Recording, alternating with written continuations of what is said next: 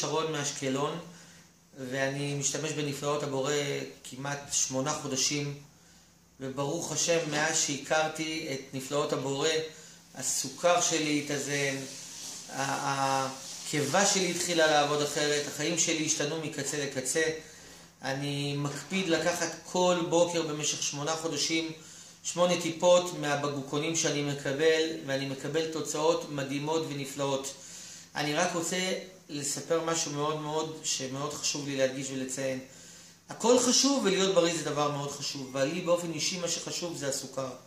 ומאז שאני משתמש בנפלאות הבורא, לא רק שהחיים שלי השתפרו והלחץ דם שלי והמדדים שלי השתנו ונהיו טובים, אלא הסוכר שלי ירד פלאים. הייתי קם בבוקר עם 140-130 סוכר בלי לאכול ממתקים, והיום אני מרשה לעצמי לאכול בערב ממתקים ולקום עם פחות מ100 סוכר, שלדעתי זה מהפך שאין לי אפילו הסבר לתת לו.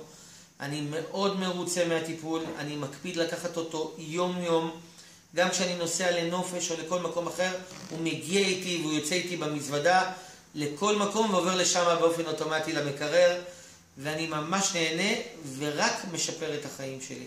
לכן אני מאוד ממליץ, ואני אומר את זה באהבה, ואני ממש אומר את כל האמת ורק את האמת. תנסו, אתם תצליחו. הסוד הוא להתמיד, וזה לא קורה מהיום למחר בבוקר. כל מי שחושב שזה קורה מהיום למחר בבוקר, טועה טעות חמורה. זה לוקח כמה שבועות טובים, אבל יש שינוי ושיפור.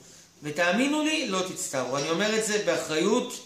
אני לא איש מחירות, אני לא משווק, אני לא עובד בנפלאות הבורא. אני אומר את כל האמת כי באמת זה עוזר לי, ואני ממש נהנה מהשירות הזה.